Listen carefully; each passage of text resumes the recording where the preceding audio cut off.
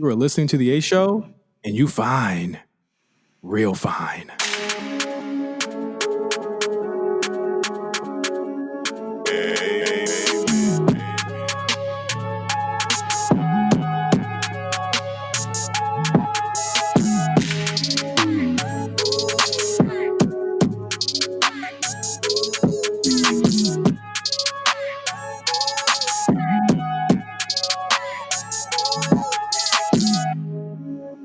Yes, sir. Yes, sir. Yes, sir. You are listening to the A Show, episode 162. I am Justin here with Meelz. Meelz, we are on the cusp of Thanksgiving once again, my friend. Listen, it's Thanksgiving Eve. I don't know what that entails per se. I guess a lot of grocery shopping. That's what it entails for me. That's absolutely. Did that already. So we did part of that, and then we figured out, oh, we want more of this. Oh, we want more of that. Oh, we forgot some of this. Oh, we forgot some of that. So I'm definitely gonna have to go back to the supermarket, which I've been doing, I guess, every damn year at this point, ever since I was the precipice, ever since I can go to the store by myself. I've been going to the supermarket for Thanksgiving, but it feels good to have a holiday around. Yes, the circumstances itself isn't as great as it could be, but it feels good to have a holiday around. I love Thanksgiving. I love food. I love being able to eat without having to think about my diet. Oh God. So is the food changing this year? Because I know for me last year we had this conversation last year on the show. You were kind of like, what are you doing? Are you really going to try and pull this off? When I told you everything I was going to make. And Right.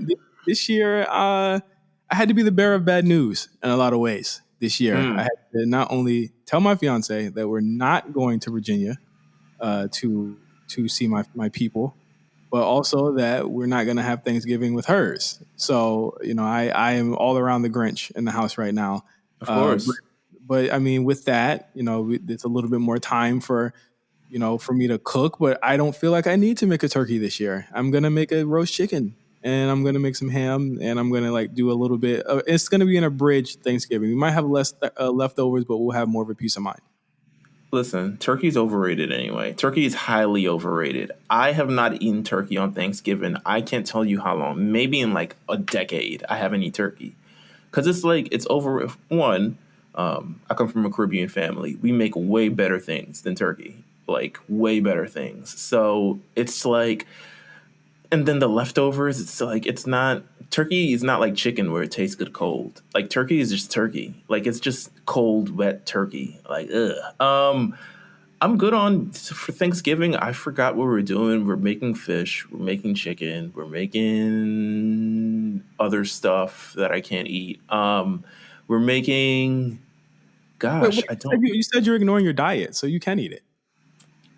I'm gonna mentally. I'm gonna say I can, and then I'm gonna get to it and be like, I'll take a little bit. Don't put too much. Don't put too much. Rice is a thing that I've actually cut out.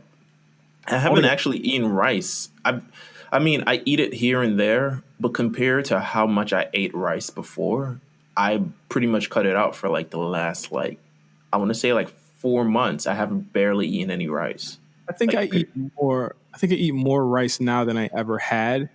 And that might be because of my fiance. Obviously, she is Mexican and Filipina, Right. and so that's a part of everything she eats. Of course, yes. So I can't escape rice. So I've had to force it. You know me, I hate anything that doesn't taste like anything.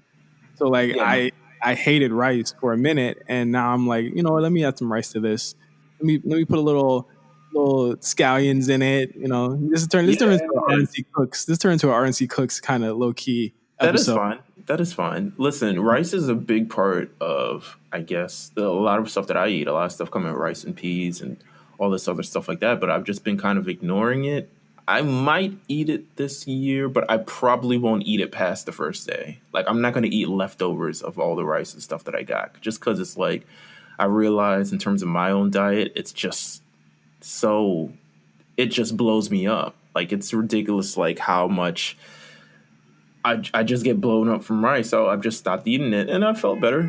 It just is what it is. Shout out to the horns outside. Couldn't be an A show without fucking cars honking in the background. But, that's just how it is. I'm excited for Thanksgiving. I'm excited to just kind of chill.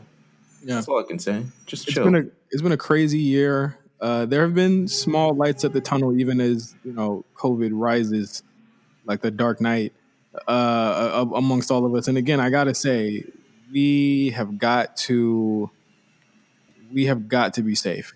More than anything, make that sacrifice to make sure everybody is safe, make sure your people are safe. I've done it.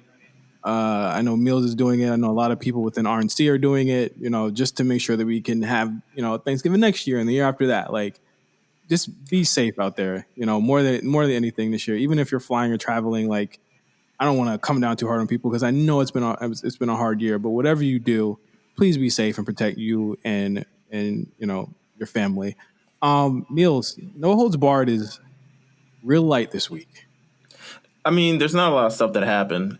I would say the only thing notable that I remember happening was last week. So we just recorded the show. We recorded a little bit early, actually.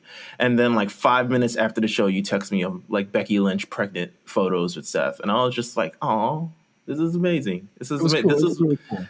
This was what I wanted to see. This is what, good to know that she's ready to pop. Apparently, Seth, I've heard from the internet.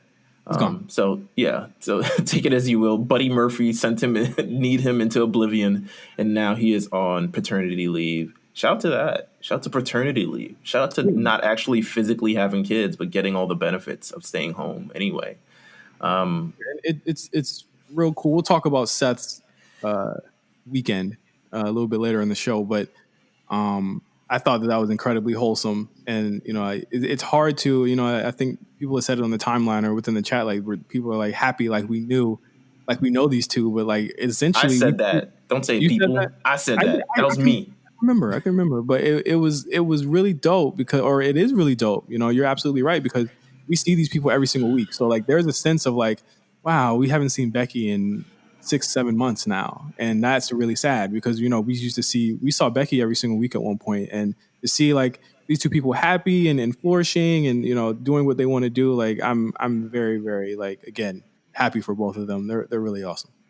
I agree. I'm interested to hear the stories. I'm interested to hear how the past 9 months have been treating her since she found out the news and everything of the sort, and how they've been avoiding COVID, and what, first time parents, both of them, how it's kind of, I don't know if we'll ever get that story, but I'm interested in hearing it if they're willing to share.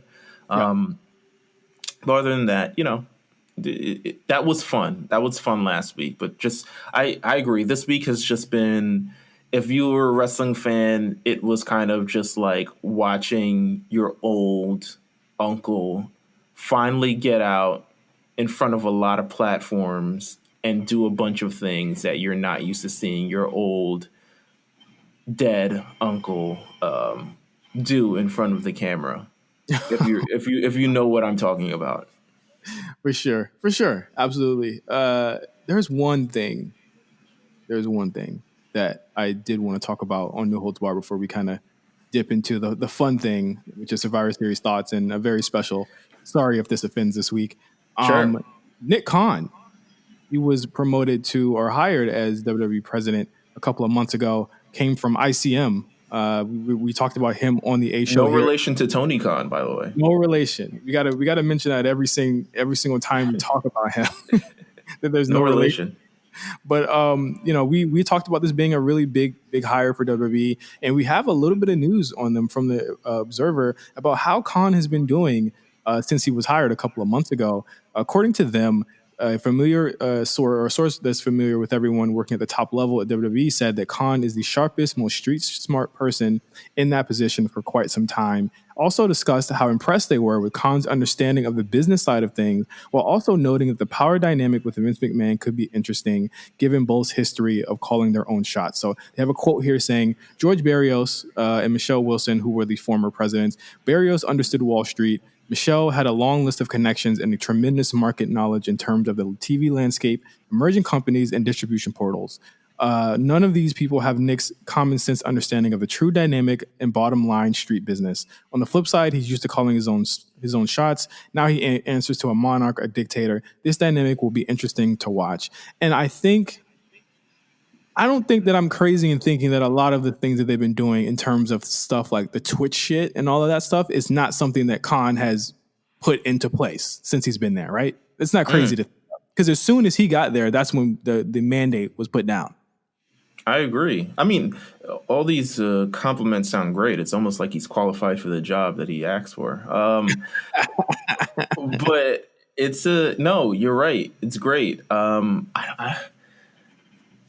I I can't say anything else. I mean, this is we've seen WWE over the last 5 years. We've seen them slowly try to creep their way into mainstream. They're like, oh, let's get on ESPN. Let's do that. We'll just be on ESPN, and that's where we'll kind of thing. And now they're on reality TV and all this other stuff. And now they've just kind of evolved more, and their influence has spread more. We've talked about this plenty of times on the A Show of just their influence now on the internet and just kind of wide and just their social media influence Mhm. and kind of everything like that and yeah, we talked about the Twitch thing, and you know, I don't want to revisit the Twitch thing too much this week, but all these things are just because of the new hires they've had. They're making the right hires. That's it. Yeah. It just is what it is. We're going to definitely see a different way of them doing business. And I think that Nick Khan and there was another woman that they hired. I forgot her name. It escapes me right now. I'm trying to look back on her notes. I cannot remember. But those two are going to be instrumental in the influencer marketing strategies, creator strategies, all of that stuff. The and again, this is pro wrestling. A lot of people are not concerned or worried about that, but this is the things that, you know, when the lights turn off at 11 o'clock or 10 o'clock, whenever day, that's what they're still working on. And I think that absolutely these are like business opportunities that are pushed by people that know from this quote what this is. And I'm surprised that no one's put two and two together yet. They're making this all events thing. I think it's really funny. Yeah, that is funny. I don't know how you can make it a Vince thing. Vince has been around forever. Like, it's not like things have changed, Yeah. because he's the one constant, Yep. legitimately the one constant. Everyone else has changed around him, but besides him and Kevin Dunn. So Do you hear um, Romans? Do you hear Roman snoring? no, I don't hear Roman snoring.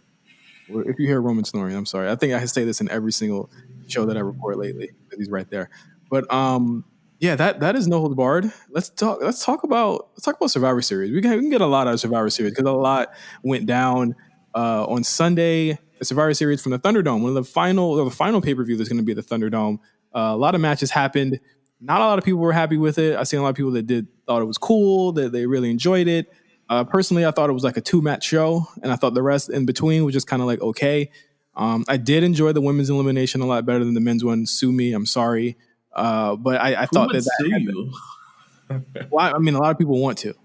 They want to sue me. Interesting. I can't agree with I 100% agree with the women's one. The men's, all right. So I mean, are we officially talking about can we run down the card? Can we at least go through the show? Let's do it. Go ahead. So that men's Survivor Series match, boy, it became kind of absolutely and blatantly clear once the bell rang. And, you know, compared to other Survivor Series match, I'll say over the last few years, they have those moments where they have those stare downs. And maybe it's because there was no crowd there. Maybe. But they also have noise. So I'm trying to take that part out of it. That's been my problem with the Thunderdome this past week. Is like there are certain things where it should be a big deal, and they needed to turn that volume up for, especially during Survivor Series. And I was like, they were not giving us the noise that we needed. I was just like, a lot of this stuff fell flat. Like even Asuka Lana, they can create a moment now, which is what they cannot do with human crowds. They had like no noise during that match. It was really weird. It was weird, absolutely, and it was weird kind of looking at this match because I think in past years prior we usually have those stare downs. It's usually Raw versus SmackDown. You have those once in a lifetime face to face. We'll never see it. Maybe we'll see it at WrestleMania. Maybe we won't. You had none of that. You had no heat. You had no nothing.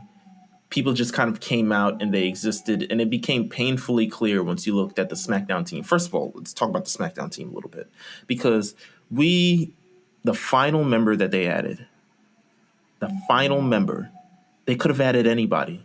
They could have added Big E, who was legitimately moments later walking around in what's that game called again? Gears of Years of War. war. Years of war. Gears of War suit.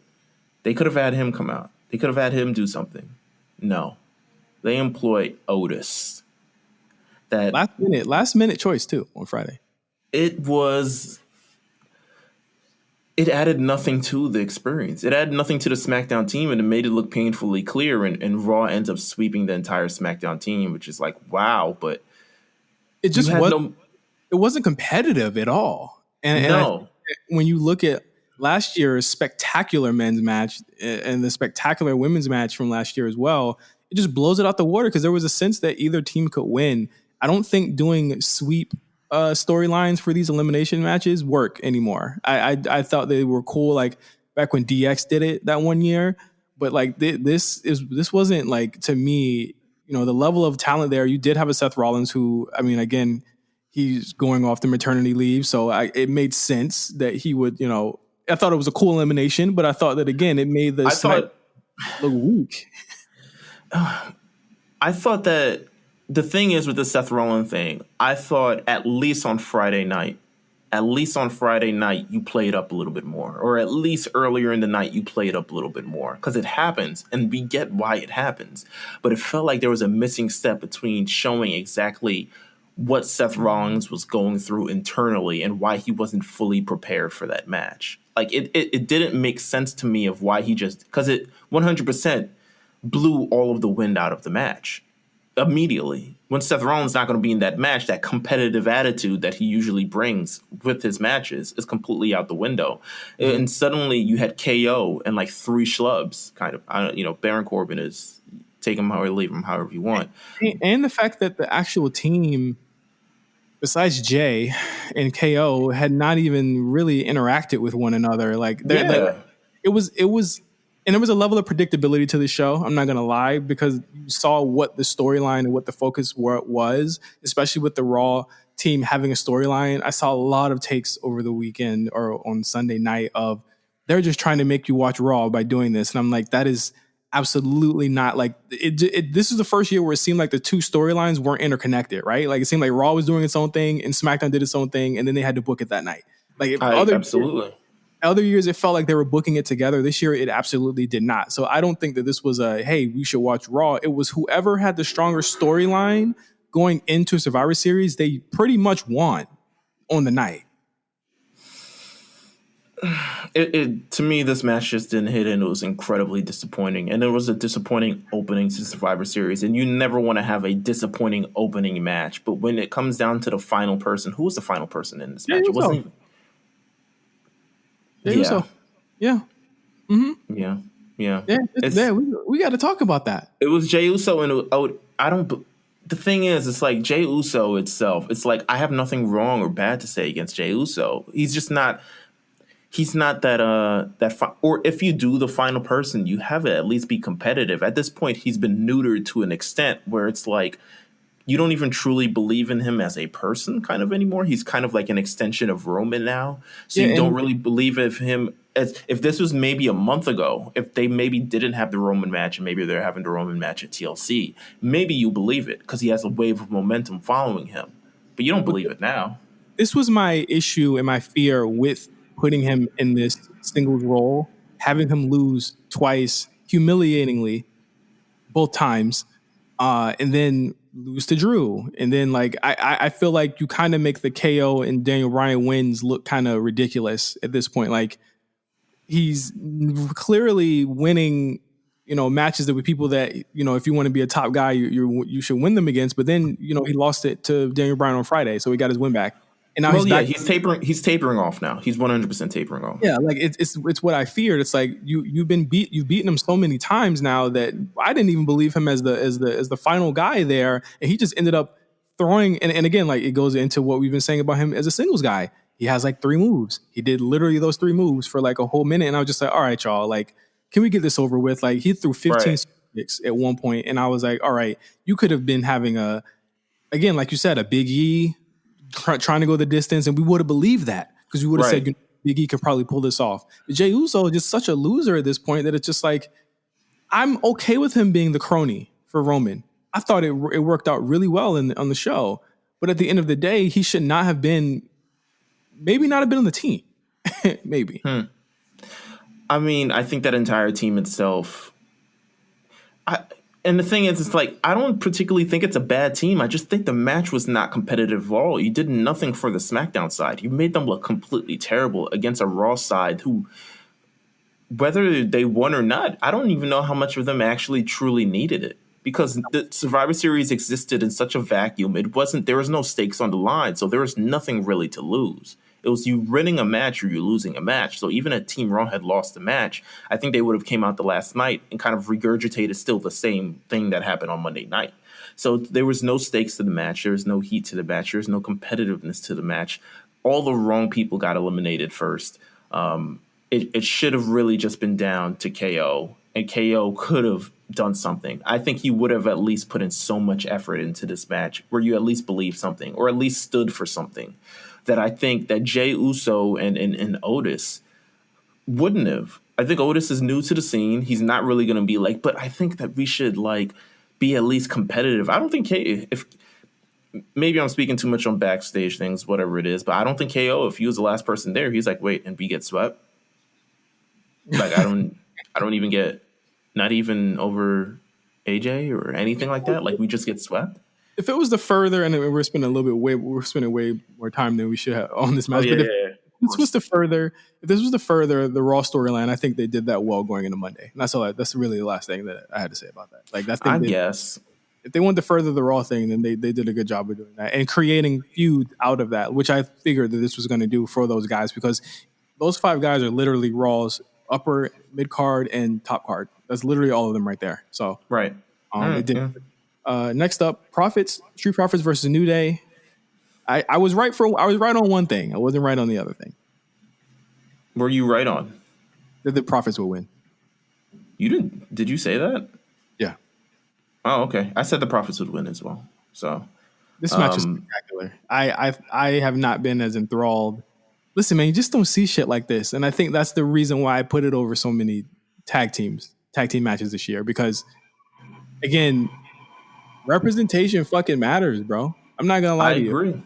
I looked at and saw 2 black tag teams, top of the fucking class, 2 teams that are in a league of their own in terms of tag team success, single success as well.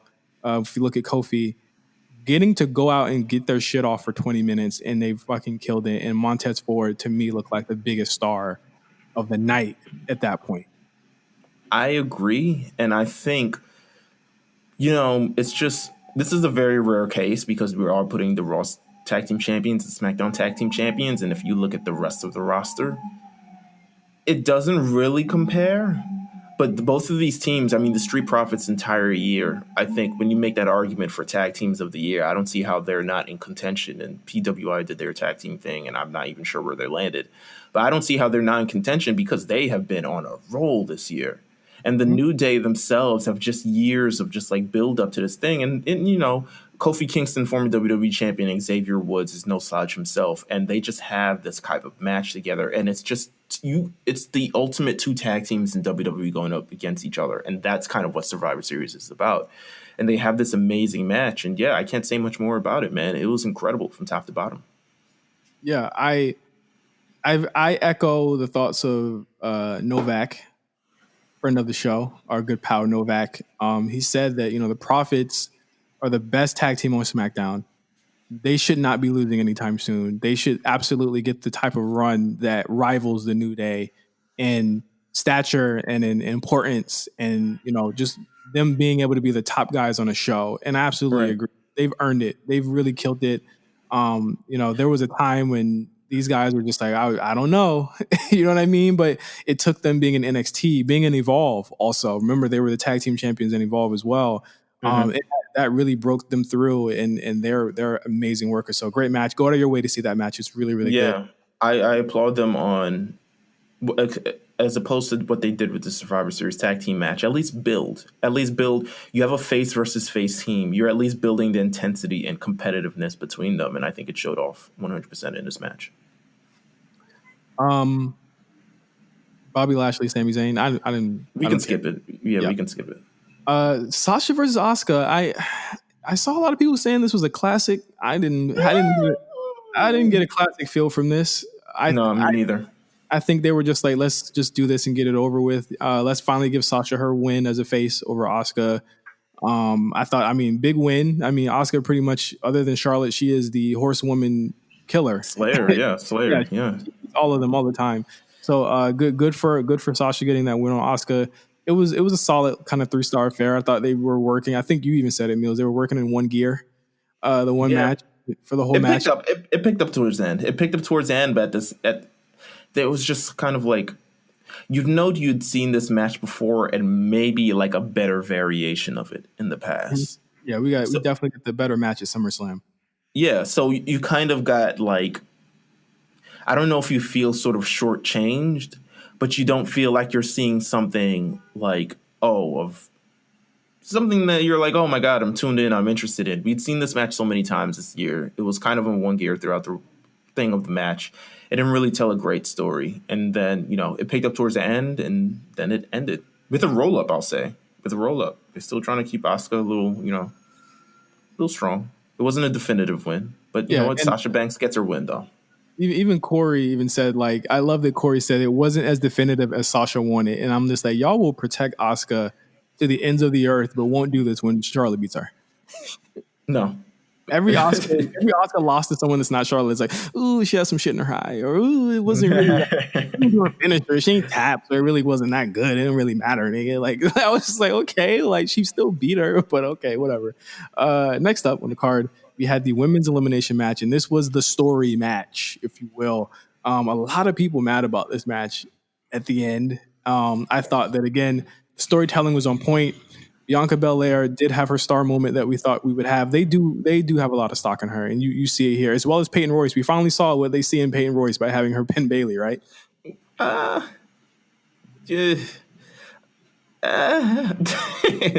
all right, so shout out to them adding Bayley and Natalya to the match. It made a great. I picked they were going to add Billie Kay. I was delightfully, proven wrong, I guess. But she's still going around showing her resume. But I like that they added Bayley and Natalya to the match. I think SmackDown had a really solid team. And Team Raw was kind of like heavy at the top, no pun intended, and then just kind of like whatever. But Team Raw versus Team SmackDown, I really liked the way it ended. And I can't say that it's very hard to protect 4 women at the end of a match. Let me tell you, there was way too much protecting on Survivor Series. There was way too much protecting on Raw. Way too much. It is okay to take a finisher. It's okay to take a finisher once in a while. It really is okay. The amount of roll-up finishes that we have seen in the past couple days are ridiculous. I agree. But at the end of this match, they have Peyton Royce eliminate Bayley, which was like, whoa. But then it's like, all right, so what are you going to do with that? And then Peyton Royce is never seen again, probably. But then it looks like they start setting up Bianca Bayley on Twitter, so it's like it doesn't matter. Yeah, I think they should. Honestly. I think if Bayley's doing jobs to Peyton Royce, do a reputable. Yeah, let's get a reputable job to Miss Belair. Let's do it with class. Let's do it with style. You know what I'm saying? Right. But I think, just the end of the match of Bianca Belair being the sole survivor on the SmackDown team, having to go up against Shayna Baszler, the choke thing, and then still protecting the choke, but also like at this end of the day, which was stupid on Shayna Baszler's part. It's like, why are you keeping it on past 5? Like, this is your finisher. You should know how submissions work. But it is. They kept her finisher protected, all the other protected. Then they have the Bayley Bianca versus Nia Jax thing that went on that led to a double count out, which gave Lana the default victory, which I think is an amazing and smart and original finish that they don't do. I don't think I've seen it at Survivor Series ever. Yeah. Like, and for that to be a fresh kind of finish to the match, and it just Lana's role in it of just her standing there and not really contributing, but also now 100% the ire of Nia Jax because Lana was the sole survivor instead of Nia. It was incredible. Right. I thought it was incredible banter. People were like, well, I would have wanted Lana to hit Nia or somebody to make it. I was just like, come on, guys. That's not the story they were telling. And the thing is, they continue the story into Raw by showing that Lana is still deathly afraid of all of these women. That was not, the story was not that she was just going to get balls overnight. That's not the story they were telling. It's like Survivor Series wasn't the blow off because there can't be a blow off because it's not a blow off show. It is literally like an all-star show. So there was not going to be any storylines progressing like that. But also, I feel, and I'll say this, it was tweeted to me by CJ on Twitter, and he says, "I don't think they actually have a planned finish for this program. Like, I don't think they actually have a finish to this program. Like, it's continuing to go week by week, but I don't think they have an actual like, okay, where does this lead to?" Yeah, because the finish would be Lana either getting a title or becoming a tag team champion. That's the finish.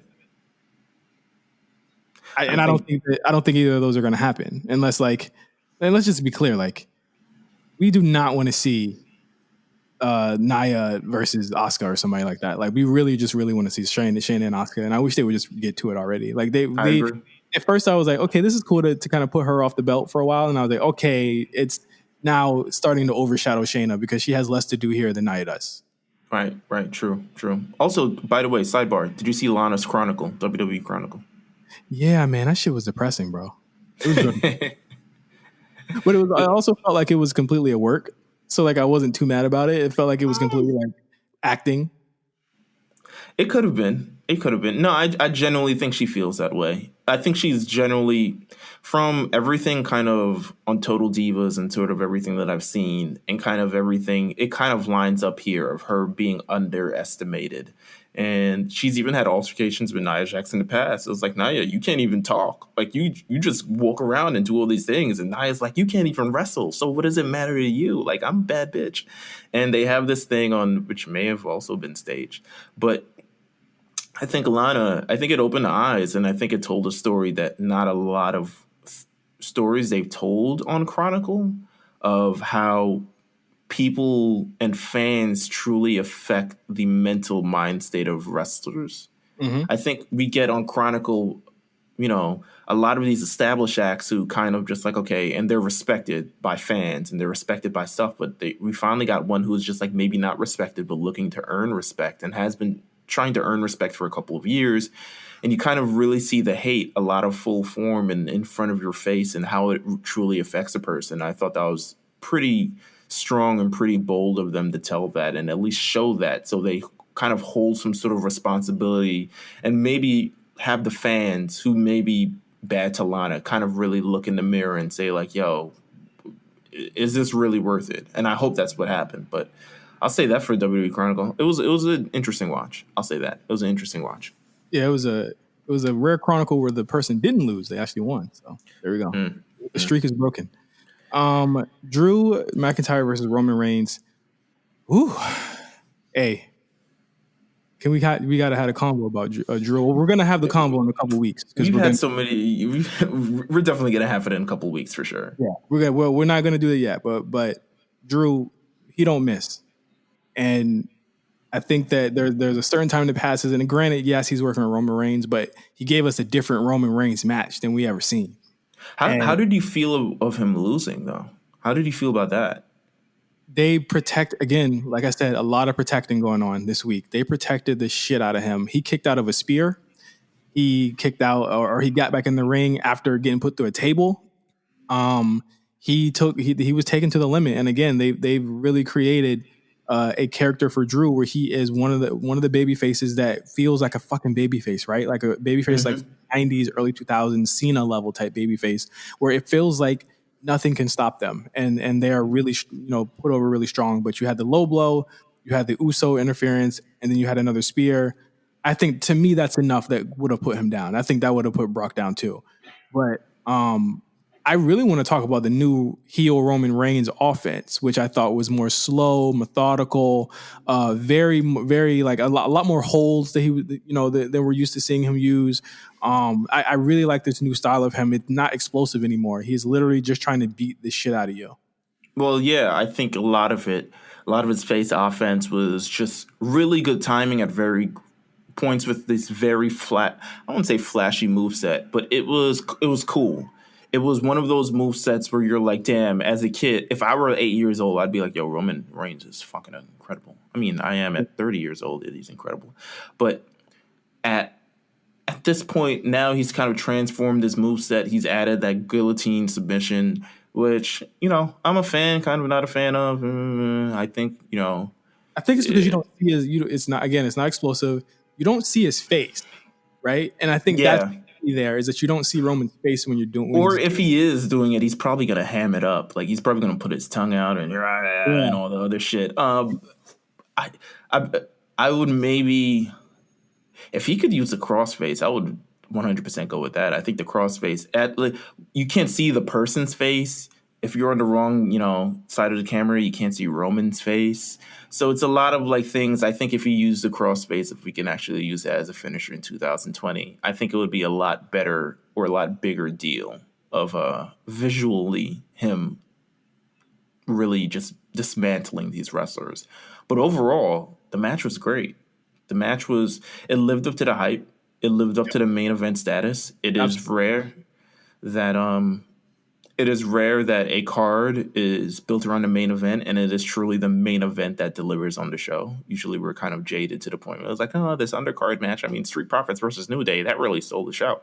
But to have the main event do main event things, very rare. Very rare. To have the main event actually really pull it off, and and again make both guys look really like they were the biggest deals in this company. And I know that Raw doesn't feel like the big deal, but Drew feels like a big deal on Raw. So it's like if he even if nothing else on that show matters, he will always get my attention, at least when he's on screen. And I thought it was actually very telling that he wasn't on Raw this week. But it was. But again, he's the biggest star on that show. And I think for someone to be rehabbed so crazy like this, you have to talk about it. It's really incredible. Absolutely. So overall, Meelz, would you say just 2 matches from this show you need to watch, or what are you going to say? I wouldn't. Oh, God. Wait till they put it up on YouTube in 2021. Wow. Oh, yeah, they're going to definitely they put literally last year's whole show on YouTube this year. Yeah, they do that all the time. I would say that I would watch Street Profits in the main event. I really wouldn't waste my time watching any of the other parts of the show. It was a really great show. And then the way it ended with the Undertaker thing, I was confused. Well, I think we thought it would feel better and bigger, and I think that people felt like he was going to break character, but he's not going to do that on the TV. He's going to do that outside of the ring, and I think that why'd they spend 20 minutes bringing out all those old people? Yeah, that's my oh, they're here to salute the Undertaker. Great. You know where you could have done that? Twitter. You could have done that in a video package. You could have done that there to bring out Phineas Godwin and the other guy and all these other people and everyone that's been part of his career, I guess, Rikishi, all these other things, and them that have no interaction with the Undertaker at all. Just awkward. So weird. Yeah, very awkward. And then Undertaker comes out and he does his whole shtick and he's like, it's time for the Undertaker to rest in peace. And then he leaves. And then I'm like, what was the hot ones about? What was the TikTok dances? What was all this other shit about? The hot ones was to get you to watch that part of the show. To be honest with you, it felt like Survivor Series was a means to an end to just get that section, that little 30-minute section over with, because that was clearly the moment that they were, I guess, cutting the matches short for, especially the men's match or Sasha Asuka. These are matches that had a lot of time that I feel as though got cut just to make room for this happening. So this was the main attraction, not anything else. I took it at face value and I was just like, okay, I guess the Undertaker's he's done. I bet they had a better party in the back. Catering was, all Undertaker themed or something. I hope they were wearing masks. I really hope they were wearing masks. They weren't. But speaking of masks and the Undertaker, I want to get a little bit serious with you guys for a second. Here we go. I can be serious for a minute without being interrupted. Whoa. What happened here? What happened? Whoa. What was that? You hear that? What the hell was that? Yeah. I don't know. That was scary. I'm not going to be too serious today. I know people want me to be serious, for a second, and they want me to offend someone. And it's a special week. It's a week to give back I thanks. think we can still do that, by the way. This is a week to give thanks. Obviously, I'm a big Undertaker fan. Meelz is a big Undertaker fan. Something that happened over the weekend disturbed me, okay? Mm-hmm. And I want to play I want to rate these out of like 5 tombstones, 1 to 5 tombstones for these Undertaker cameos. Have you heard any of these? I've only heard one, and I can't believe we're gonna sit through 4. But I'm ready. Yeah. Let's do this. These are just snippets, and I really want to thank the account Boss Moz on Twitter. I ripped these from his Twitter and made them into MP3 so that we could have them today. I just want to play a couple, and I want to rate them. Okay. How great would it be if this was an actual fucking show? You know what I'm saying? Like, we had visuals, we had all the other things, and we could just bring this up, man. One day we'll get there. We're going to do that. We're going to do that one day. I'm going to play this first one, okay? Okay. This has to be heard to be explained. And AJ, you fine. Real. Real. And anybody who doesn't like it can rest in peace. Now, sir, if you could see my face, this is why we need a visual aspect to the show. Now, let's just get this out of the way right here. Undertaker took $1,000 from about 30 or so accounts over the weekend to not took $1,000. Mind you, Big E and KO and all these motherfuckers are backstage. Like, are you fucking serious right now? But he took $1,000 to do these cameos in front of spooky lighting inside of the Thunderdome, for a lot of his fans. Which, again, admittedly, cool, whatever. People spend their money. Let them spend their money on whatever they want to spend their money on in the pandemic. But, you get things like this on Cameo. Before we rate this one, what do you think this does to the aura of The Undertaker? Like, is he just like on the way out, like burning this character to the ground? Because there's no way the character can come back after this. He is a legitimately, what's a good word to put this? I guess, I don't know. It kind of feels hoary, like a kind of a whore. Like kind of, he's being trotted out to entertain fans, and that's kind of it. And then it was like, we'll get back in your cage, monkey. Like, we're going to get you out and make you dance some more later. Undertaker has said monkey. I just don't know if it was his character. I feel like, all right, so what do you rate this one as? I think, the You Fine as Hell is definitely something that you will be hearing on this show very often. I think what brings it to a 4 tombstones for me is the he sounded like he was like about to like go in. You know what I mean? The You Fine as Hell. Just the first of all, the You Fine, and then the pun with the hell. I gotta give it 5 tombstones. I can't give it anything lower than that. It's just masterful. Okay, here we go. This next one's kind of out there, but I want you to bear with me because it's gonna sound like something that's going on within our political, spectrum, but then it's gonna get a lot better. So here goes this next one. Okay. And all the votes have been cast, and they've all been tallied. And it looks like you, Robbie, are the greatest Undertaker fan of the last 30 years. With you and your collectibles, you've become the number 1 fan of The Undertaker. The number 1 fan. The number 1 creature of the night. Robbie, you are the man.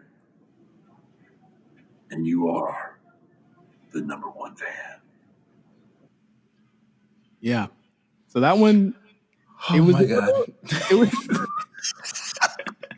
it was a little scary. Oh, the votes have been cast. Trump.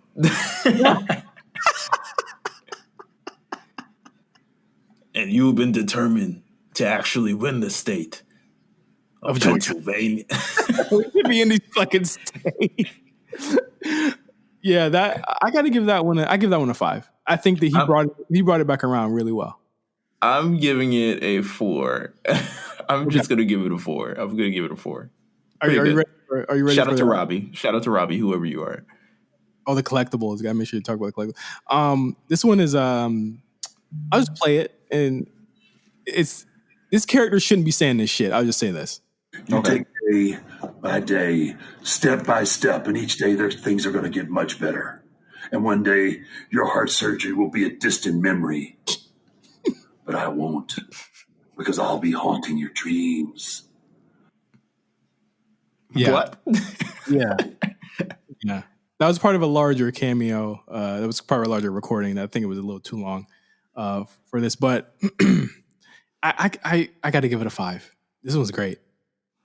Telling someone who has about to have heart surgery that you're going to haunt their dreams is really good. It's great. I don't know what to give this. I'm so out of my element right now. You haven't heard this one. You have not heard that one. You hadn't heard that one. 100% had never heard that one. It's him. It's literally him. I'm going to give it a 4. I'm going to give it a 4. Okay. I like that. I like that. Okay, this last one before we go to break. Okay. This has to be heard to be believed. Okay, this is like the level of cameos that he was doing right before Survivor Series on Sunday. All elite Scooby-Doo. That's how I'm going to address you. Well, all elite Scooby-Doo. Congratulations on getting married. You did the right thing.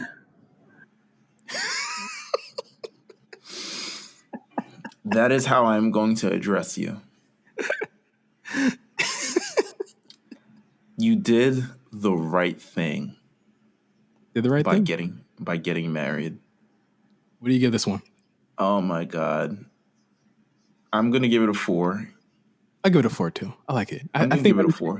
Undertaker is the cameo model, consigliere. I think he's going to do real well. I think he's going to do great. We both agree that Hello Granny one gets 6 stars, right? Like even Tokyo Dome, anywhere that is a 6-star match on any in any venue. Then you get this. You're fine. Real fine. Yeah. You get that. And it gets kind of scary right there. But shout out to the Undertaker. How long do you think it took him to record this? Ballpark. Let's ballpark this. He's there. It's Saturday. It's not even Sunday. It's Saturday. He's got. It's between streaming, doing a live Instagram live with Snoop Dogg, and at least 3 hours to do that. But right before he came out, he just finished. And by the way, WWE legitimately just uploaded a clip of the Undertaker. WWE teams up with Omazi to prank the WWE universe. So he's recording 33 cameos in full gear, full makeup, full voice. How long do you think this takes him? At least 4 or 5 hours. That's just dedication right there. That's just dead man dedication. That's how you do it. And speaking of dedication, when we get back from break, we're going to talk about Raw. So stay tuned with us on the A Show.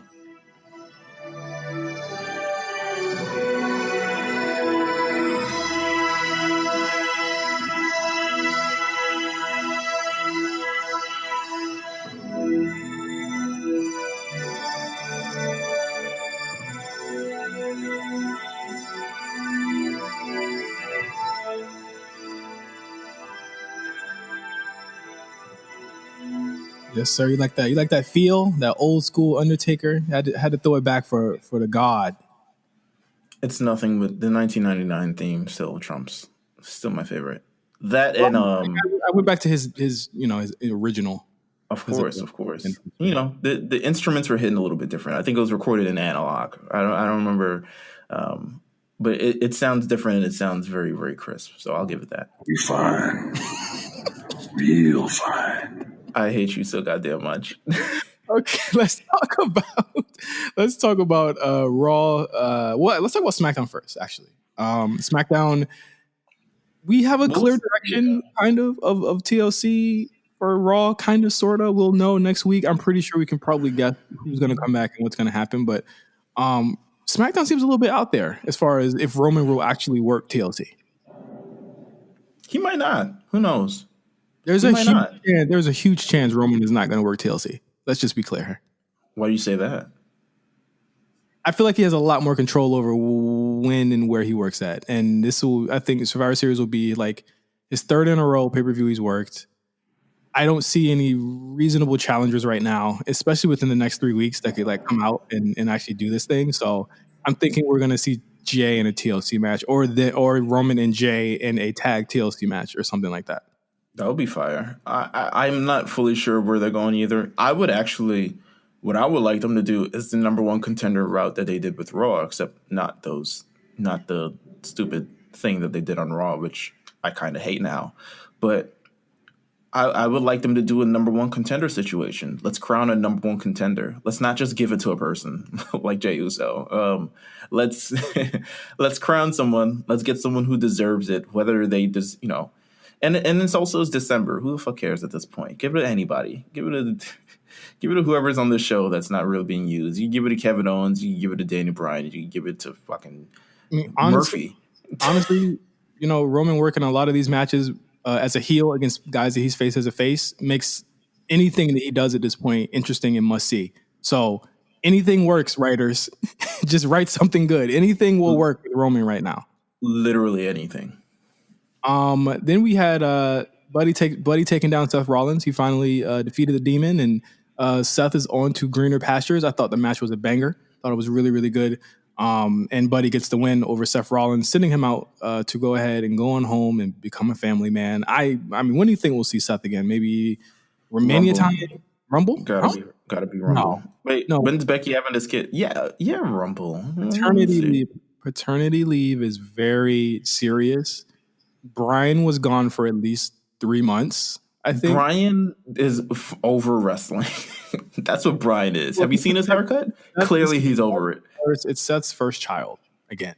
So I don't want to put what Daniel Bryan believes on Seth. And I don't think they're the same person in how they see things in the world. I think Seth once, and especially considering, Becky is also like, yo, go do your thing.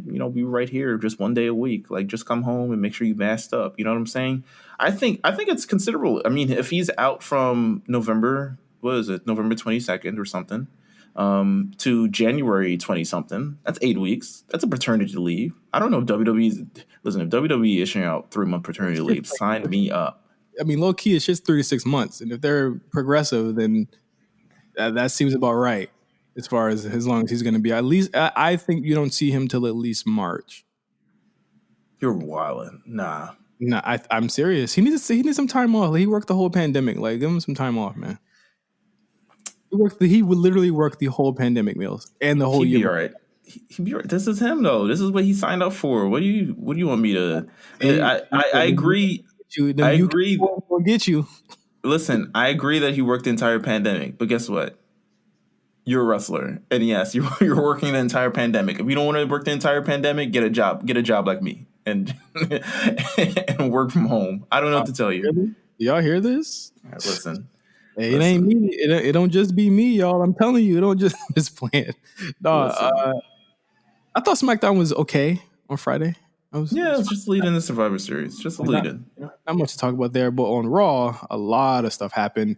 I really just want to start Raw with I got to give my flowers to Riddle and Sheamus. They put on an absolute banger. Pay-per-view quality. Why wasn't this on Survivor Series type shit? But I thought the first 2 matches they had were okay. This one really was the best match they've had on TV so far. They would have never got this amount of time on Survivor Series. That's probably why it would. Meelz, the way that they're pushing Riddle right now, like, is kind of crazy. This guy gets multiple segments in a night. I agree. Even the one where he's out there pitching pizza-flavored yogurt to MVP. And for whatever reason, I don't know. Bobby's not even in the match next week. I'm very concerned about them potentially pushing him down not pushing him down people's throats, but his character being so grating that he actually becomes dislikable, which I almost feel like they're trying to do. It could be. I mean, I think it could be. I think they're trying to still be likable. I think probably the worst thing that would happen to him is that it just ends. Something else shows up, something else, or it just continues. You know what I'm saying? Like it's a perpetual, like the Alistair thing, where it was a push that was just a perpetual push until it just stopped. But Riddle got to be in the ring way more than Alistair has in the literal first 9 months he was like in that storage room talking. Well, yeah, you're 100% right, and I think that's because he has a character that actually gets across. So maybe it's a little bit different here, but I mean, it was a great match. I didn't want to see it. I'll be honest with you. I'll be honest with you. The opening segment, not even opening segment, whatever segment where Adam Pearce is recovering from getting yoked up by Broad. It took 3 segments for him to explain whatever the fuck he was trying to explain. What was that about? Like, so weird. And it was like, it's always so noticeable when they're trying to pad out time on Raw by putting it in between a commercial break, a segment that goes right back to the ring, and then coming right back to Adam Pearce. I'm like, yo, they were trying to pad out this 3 hours like crazy tonight. It was insane. And I also think just in general, the concept of having 3 matches and then the winner faces a triple threat match, I kind of hate it now. Because Raw has done it so many times. I kind of hate it. I kind of want my number 1 contender now. And especially considering the rumors that are out there, considering who's going to be in the match anyway, I feel like I'm going to hate it even more next week. Why? Oh, because we know that Braun's gonna come back. Yeah. And he's doing it, and then he's gonna get the title shot, and right. So you have all these 3 matches that kind of occur for really no reason. Now I won't say no reason, but if one of those 3 don't become number 1 contender, I'm looking at this like that's a problem. Yeah, like you guys wasted a whole bunch of time, and you could have just done the Braun. You could have just had Braun attack Drew, or something. Yeah, I would like to see a direction for Riddle and Keith Lee because that seems to be their 2 top baby faces on that level right now. Mm-hmm. It seems to me to be Riddle. It seems to be Drew, a couple rungs, then Riddle, a couple rungs, then Keith Lee. So I would love to see something happen with that. I know people were very upset at the Braun thing, and I'm looking at it pragmatically. Like, okay, we know the match is going to be fire because it's probably going to be a gimmick match. And I think, we know it's Drew, but I think it's Drew. It's true. I absolutely agree. Storyline wise, it's going to be, but like, I know it's going to be ass, but if this is just to get Drew to Royal Rumble, I'm okay with it, and I think if it's just a really fun match in December, that's fine. Like Drew needs to have like these one-off matches. That's okay. Seth did it with Braun, a year ago, when he beat Braun with the pedigree or whatever. That's fine, but I absolutely agree with you. Like, if this is something that leads to nothing, at least give Riddle and Keith Lee, at least have them face, and I want to talk about this too, Bobby Lashley, who is seemingly holding this U.S. title for no damn reason at this point. And like, I'm like, I really would love to see either Riddle or Keith Lee take that off of him. I would have loved to see, let's do a 6-way main event for Raw next week. And instead of having all 6 guys having to qualify, you just have a 6-way elimination main event on Raw, have it go, I won't say the entire hour, but you fill up a good portion of the hour next week, and you have a match that people haven't seen before, and someone goes the distance, and then Braun shows up and Braun's it all over the place. So I'm just over the whole 3 match, but we got a really good Riddle and Sheamus match. You got a, what was it, Bobby versus Keith, which is something we've never seen before. And really weird because, again, more protecting. You saw it in the Riddle match. As much as I liked it, another roll-up finish, and neither of these guys doing their finisher. That was dumb. It was so weird. And again, Keith Lee. Why did MVP interfere? And you know what? That was weird. It felt like it was out of nowhere because MVP never does that. Yeah, he didn't even do it for the tag team match. The New Day match. Which made no fucking sense. Which is like that, and that had like nothing. That had like more stakes than this match really, honestly, realistically did, because even if he lost the match, he still would be the U.S. champion. It made no fucking sense. That's what I'm saying. Like, honestly, to be honest with you, that whole, also the tag team match, a little aside on it, like, if you're a person that's going to be standing ringside, you need to somehow affect the match somehow, or at least to be some sort of thing. If you're going to just be there and just stand there and to be an on-watcher, you don't need to be there. You can watch from the back. The fact that MVP didn't get involved in this match that went like 2 or 3 falls, surprisingly, and then got restarted. Yeah, and then argued that they should get a rematch and then did nothing to secure that they got the belt. I was like, what the fuck is this?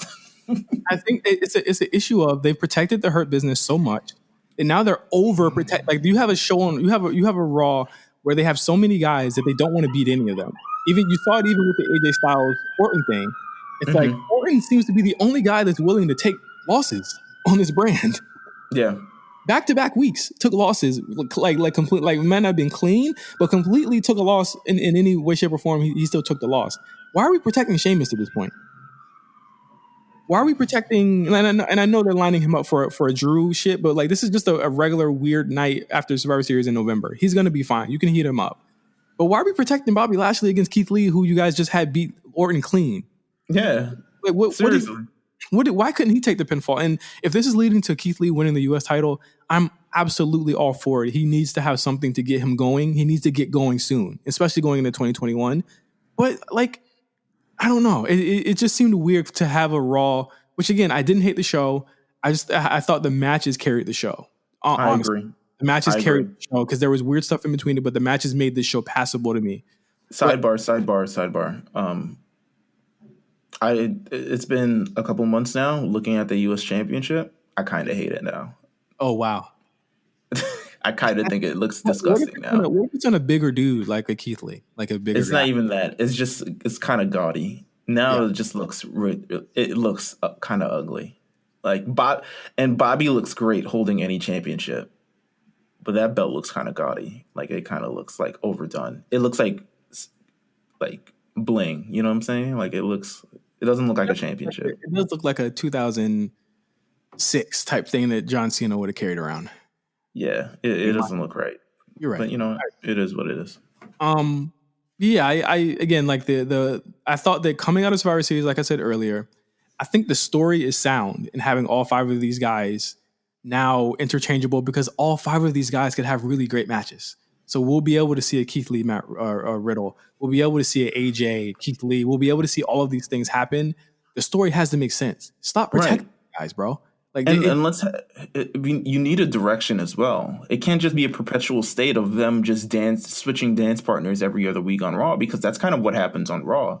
Like, you see Keith Lee, he's wrestling every week, but there's nothing really where it's like striving for. You don't really see a direction. Same with Sheamus. Same with Matt Riddle. You see going up, but it's not like they're hinting towards the WWE Championship aspirations, or at least leaning in towards that. Like, these people are just perpetually wrestling in a constant state of just matches on Raw and matches and matches and matches, and none of these matches mean anything. That's my problem with Raw. And the only male on the show that has anything that means worth a damn is Drew. So they were so close this week, Meelz, to actually having a storyline that I could get involved in and giving us some defined wins and some defined winners and baby faces on the show. But they just slipped up when you had, and again, I'm not going to drag down Riddle, Sheamus for that, because I feel like they're doing fine with Riddle. I actually think they're doing great with Riddle right now. But with Keith, it's like, you shouldn't have had that finish if this is going to be a guy that you're realistically going to be saying this could be the guy that could potentially win a number 1 contendership next week, and a match that we want to fucking see anyway, because he's been trying to get to Drew for months now. I agree. It made no sense to me, and as the nucleus of it being like, I really enjoy, and again, like, there are things about Raw that I actually think could work well. Riddle could work well. Keith Lee can work well. Drew is already working well. They have to get those 2 to that level, and they don't have a lot of time to do that because it's almost Rumble season. Period. They don't have a lot of time to do that, and they got to get these guys going. Speaking of Orton and AJ, the Fiend and Orton seems to be the direction. So I'm guessing that's what we're going to be getting at TLC. So I'm guessing we're going to get this a lot farther than TLC. Oh boy. I bet this is going to go on for a while. They got to get it to a level where Edge comes back. So I would imagine that you're right. This is going to be going for a minute until Edge comes back. And boy, oh boy, you better pray. You better pray that Orton comes out on top of this feud, because if he doesn't, I got a feeling that rumor with Edge and Fiend is going to happen, bud. Yeah, I agree. Well, speaking of Fiend, let's talk about it on the flip side. How did we feel about this Alexa Cross sort of new gimmick? She's finally in the ring now. She's doing the thing. She has a match against Nikki Cross. How did we feel about the Alexa Bliss? How do we feel about the gimmick thus far? Let's give it a performance kind of rating. Let's give it like a progress report type of thing. How do you feel like it's going thus far? Are you interested? I think it's going a lot better. I was intrigued in the match. The match was all story, so I couldn't really like rate if that was like a match or not. That match was literally all narrative. Mm-hmm. But I think Alexa is fully, in a way that we've never seen her before, she is fully bought into this character. I'm not going to lie. Like, she's into this silly shit. And I got to give her points for that. I don't want her to devolve into like the Bray madness of her in-ring actually suffering for this, though. I agree. Well, it's not that far of a drop, but yes, I agree. I think that, am I wrong in thinking that she's probably going to get her own Fiend character? Oh, I'm sure. Like, I'm sure she's going to. Honestly, you wouldn't be completely honest. This has a potential to live longer than the Fiend if they ever decided to go that route. Like, I think it has potential in itself just from the amount she's able to do. She's really, really versatile in the things that she can do. So I think it has the ability to continue much, much longer than the Fiend, who kind of who gets old really, really fast. And actually needed Alexa Bliss to spice this thing up. So we'll see where it goes. I think it could lead to her versus Asuka in the future, and just kind of really throwing Asuka off. Yeah, I think that's where we're going. And would you do Charlotte, Nikki Cross at Mania with this gimmick? Charlotte has never been involved in a gimmick like this. Because the thing like with me right now is that the Raw Women's division, to me, the matches to see, I would honestly, right now from the outset, I would say do Asuka Charlotte again at Mania. I would do that again at Mania. I feel like they're probably, considering how many times they actually do it, I feel like they're not going to get enough slack out of that. I don't know. It's just weird. I don't know what they're doing for the women's championships at Mania. Or you do Shayna again. I would do Shayna Asuka or Shayna Charlotte. Would be the one for me. That'd be the big money. But you got to get, the thing is, you got to build up Shayna differently. Because if I was looking at Shayna wrestle Asuka and Lana in that tag match nowadays, this was the person that literally beat every woman in the women's division in the Elimination Chamber last year, by the way, earlier this year. Within seconds, yeah, it was literally this year. It was February. And it was like seconds. And I'm looking at her now. And it's like, I'm not mad at the way that they rehabbed her and created a different character. I've actually been one of the proponents that have said this, one of the strongest things that they've done as far as, kind of revamping a character in the past couple of years. But I agree. I think that in order to get her hot again, you can't do it that way again because it's already been done. But you also have to do it in a realistic way where it's just like, she's still a badass, but like she's capable of being God. And, it's going to be interesting to see how she fares against an Asuka and a Charlotte when it's time for her to go on her own. Yeah, I agree. I agree as well. What else happened on this show? I think not that's much, to be honest. That's the big strokes of the show. No Drew this week. I'm pretty sure we'll probably get him talking about something next week. We got a triple threat match between Riddle, Keith Lee, and AJ Styles next week, which, I mean, there's no doubt this will be a great match, but Raw always has great matches. It's about the stuff in between the matches on Raw that we have an issue with. So looking forward to that, though, next week on Raw. Anything else, Meelz, that we haven't covered? I think we have a big match tonight on NXT. I mean, we'll get to cover this. I mean, Cyrus will cover it a lot more on the War Report. How did you feel about that moment? How did you feel about the moment? The main event, the closing of NXT last week.